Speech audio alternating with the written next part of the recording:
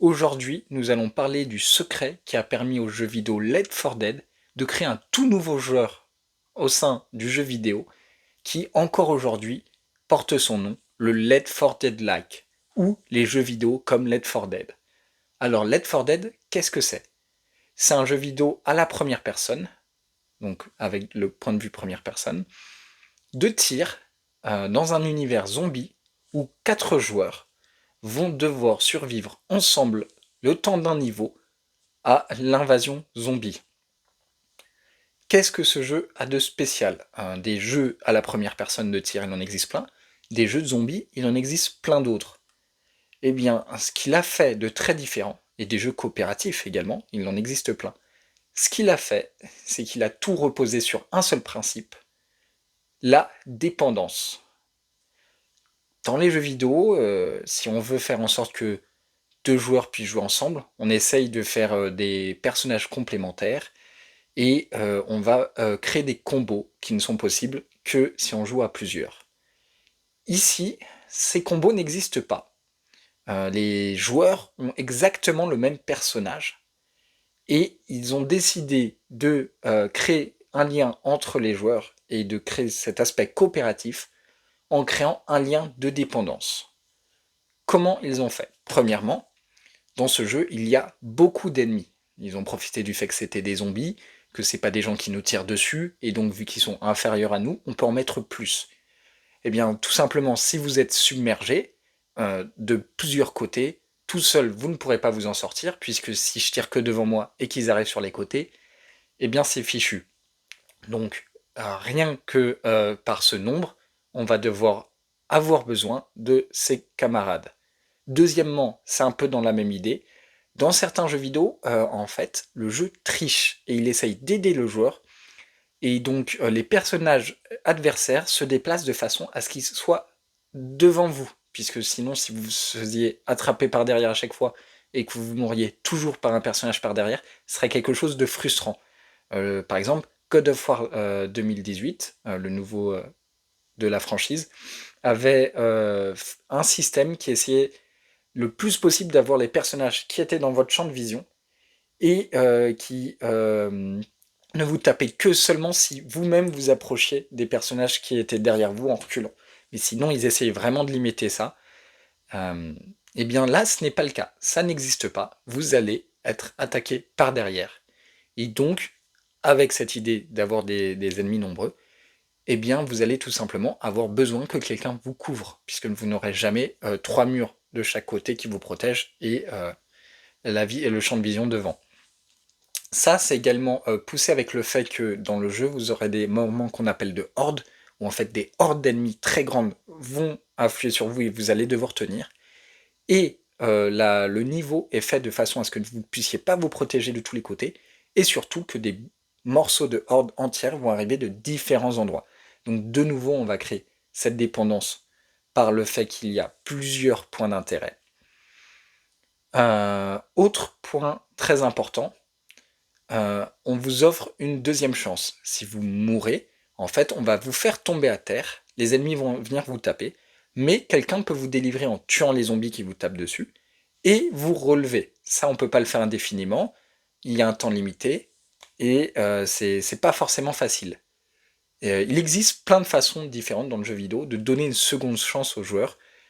Par exemple, dans les jeux Metal Gear Solid, quand les ennemis vous repèrent, gros point d'exclamation, alors je pense au 5, dans Metal Gear Solid 5, quand ils vous repèrent, gros point d'exclamation, il vous a repéré, les autres sont censés être prévenus, mais ils vont laisser un petit temps au ralenti, vous allez avoir l'occasion d'agir, notamment de viser et de tirer, puisque c'est au ralenti, vous aurez votre temps, et essayer de l'abattre de façon silencieuse pour ne pas être repéré. Donc si lui vous a repéré, en réalité, toute la base ne vous a pas repéré. C'est une sorte de seconde chance. Ah, t'as raté, mais ce serait trop difficile si je t'accordais pas de seconde chance. Eh bien là, c'est pareil, mais cette seconde chance est dépendante de vos alliés. S'ils ne sont pas là pour vous relever, vous êtes mort. Donc votre allié, c'est quelqu'un qui vous couvre, mais c'est également quelqu'un qui vous ressuscite. Ça, c'est un pouvoir très important qu'on lui a donné et qui est du coup très intéressant pour cette création de dépendance. Autre point, c'est les ressources. Elles sont assez limitées, surtout si vous augmentez en niveau de difficulté. vous n'aurez pas forcément assez de balles pour abattre tous vos ennemis. En fait, je vais même réitérer. Si jamais vous pouviez retirer en utilisant les commandes du jeu vos alliés, eh bien je peux vous assurer que vous n'auriez pas assez de balles d'un point A à un point B dans lequel vous pourriez retrouver des balles pour survivre à vous-même. Vous aurez donc besoin de vos alliés pour pouvoir abattre tous les ennemis qui vont être très nombreux. Ça, c'est quelque chose de très intéressant. Et de la même façon, euh, on va vous refuser de prendre plusieurs grenades à la fois. Donc tout ce qui est cocktail molotov, grenades explosives, etc. Ce n'est pas logique. Vous avez la place dans vos poches d'en porter plusieurs. Pourtant, ça va vous être interdit. Vous avez un nombre limité. Et ce nombre limité va vous rendre dépendant des autres pour qu'ils prennent les ressources. C'est pareil pour les soins. Vous ne pourrez pas ramasser toutes les trousses de soins que vous voulez pour vous soigner. Vous allez avoir besoin de vos alliés pour emporter toutes ces ressources. Donc de nouveau, vous avez une dépendance à vos alliés. Et donc si vous n'avez plus de bombes ou de cocktail molotov pour bloquer une zone avec du feu, il va falloir faire appel à votre ami pour qu'il le fasse. Et dernier point qui est très important et qui est vraiment magistral, ils ont décidé de créer des zombies spéciaux, des infectés spéciaux, qui ont des façons de se comporter différentes, des actions différentes des autres zombies, et surtout qui ont été prévus pour vous rendre dépendant. Le premier qui me vient en tête en tout cas, c'est le Hunter. Donc c'est un ennemi qui saute, qui peut aller du coup très loin grâce à ses sauts, très haut, et qui est très rapide lorsqu'il les effectue. Et s'il arrive à vous atteindre avec l'un de ses sauts, il va vous renverser à terre et vous taper en boucle jusqu'à ce que vous soyez mort au sens tombé à terre dans le jeu. Et donc en fait, vous ne pouvez rien faire. Il n'existe aucun bouton qui vous pourra vous sortir de l'emprise d'un hunter qui vous a sauté dessus. Le seul moyen de s'en sortir est d'appeler ses copains pour qu'ils tirent et abattent ce hunter avant que vous soyez mort. Donc en fait, c'est quelque chose de particulièrement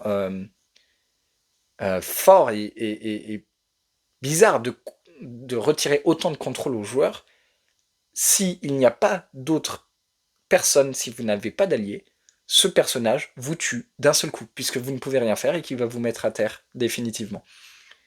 On a décidé de faire un truc aussi punitif, parce qu'en réalité, avec un allié, c'est assez simple de le tuer et qu'il ne retire pas tous vos points de vie assez rapidement. Il va vous taper pendant longtemps.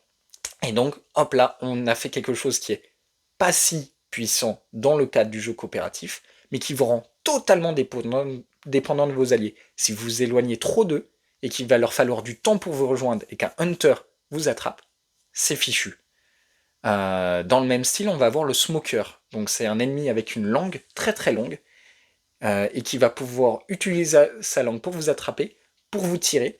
Vous aurez quelques secondes de réaction, et si vous ne réagissez pas assez vite, vous tomberez à terre tiré par la langue, par le cou, et vous ne pourrez rien faire. Il pourra vous frapper une fois qu'il vous a attiré. Et donc là, on a une nouvelle mécanique, qui est que l'idée qui va vous rendre de façon...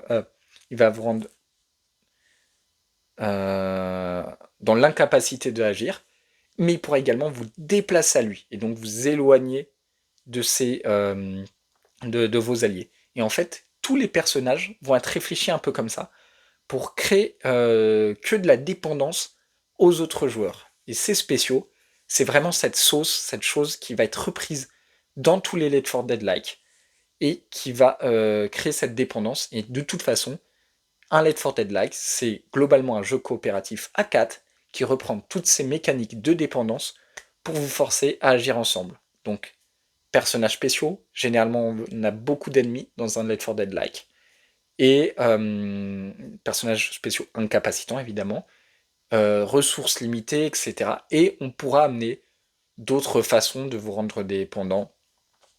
Mais globalement, c'est ça le secret de ce jeu qui fait que encore aujourd'hui, je joue à des Left 4 Dead-like avec mon père.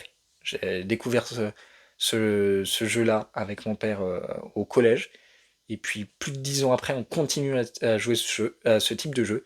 Parce qu'en fait, on adore ce sentiment de dépendance l'un à l'autre. Et de se dire, on est sur le point de mourir, mais je sais que mon père est là pour moi. Et lui, il sait que je suis là pour lui. Et ça, c'est quelque chose de magique, de créer cette dépendance. Voilà.